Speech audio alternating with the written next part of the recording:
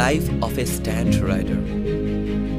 আমাদের সবার মধ্যেই কোনো না কোনো প্রতিভা আছে, কিন্তু সমাজের মানুষের অবহেলায় দিনে দিনে তা হারিয়ে যাচ্ছে।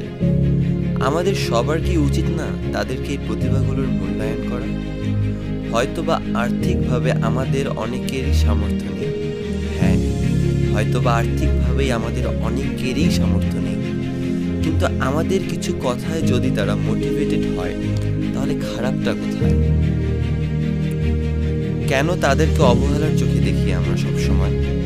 বাইরের দেশের কালচার দেখে আমরা এতটাই অভ্যস্ত যে নিজের দেশের ট্যালেন্টগুলোকে তাদের সঠিক প্ল্যাটফর্ম দিতে পারছি না।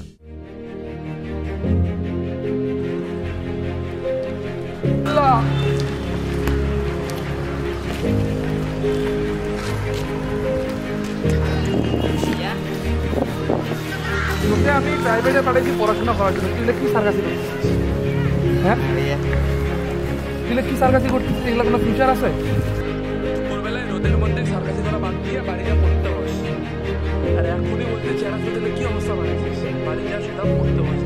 পার্দার যদি তোকে দেখি তুই এই ধরনের কোনো কাজ কারবার করতেছিস, তোর সাইকেল লেগে সব বিক্রি করতে হবে। এরপর যদি তোকে দেখি তুই প্রাইভেট বাদ দিয়া পড়াশোনা বাদ দিয়ে তুই যদি এগুলো করিস, সাইকেল লেগে আমি সব বিক্রি করে ফেলাবো। যাবারই যা ভাই যা।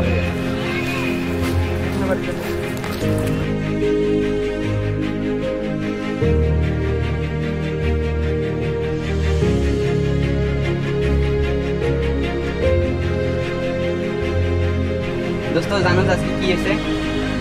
আমি প্রাইভেট পাখি দিয়ে স্কুলে প্র্যাকটিস করতেছিলাম, তো ওইখানে প্র্যাকটিস করতে করতে দেখি এখন আমার ভাইয়া ওইখানে, ভাইয়া আমাকে দেখে ফেলছে, দেখে আমাকে ডাকলো, দেখে গেলাম। তারপর বলতেছে প্রাইভেট পাখি দিয়ে এখানে কী করতেছিস, এগুলো সার্কাস, এগুলো খেলবি না, সাইকেল বিক্রি করে দেবে, এরকম কথা বলতেছে। শুন, তোর ভাইয়া যেটা বলছে না ঠিকই বলছে, এইসব সার্কাসি করে তো লাভ নাই ভাই। জীবনে কি করতে পারবি এইসব সার্কাসি দিয়া? এসব করার দরকার নেই, বুঝছো? ভাই হয়েছে যা হয়েছে হয়েছে, তুই বাসা যা পড়তে বস, এগুলো কিছু মনে করার দরকার নেই। ভাইয়া এরকম বড় ভাইয়া বলবে যা।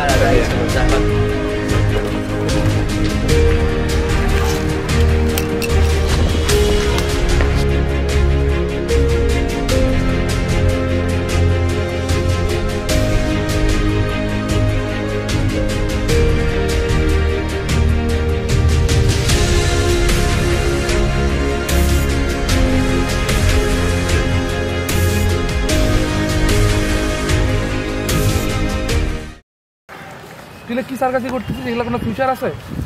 পার্দার যদি তোকে দেখি তুই এই ধরনের কোনো কাজ কারবার করতেছিস, তোর আমি সাইকেল লেগে সব বিক্রি করতে হবে। দুপুরবেলায় রোদের মধ্যে সার্কাসি করা বাদ দিয়ে বাড়ি যা পড়তে হবে। এইসব সার্কাসি করে তো লাভ নাই ভাই। তুই জীবনে কি করতে পারবি?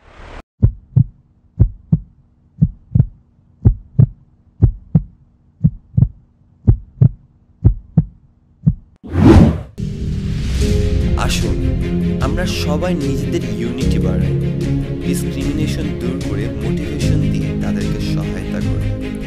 সকল প্রকার ট্যালেন্ট যখন তাদের পরিপূর্ণ জায়গায় অ্যাচিভ করতে পারবে, তখন আমরাও পারব। আজ থেকে আমি, আপনি আর আমরা সবাই নিজেদের চিন্তাধারা পরিবর্তন করে ট্যালেন্টের মূল্যায়ন করতে শিখি। It's a story of a forbidden stand right.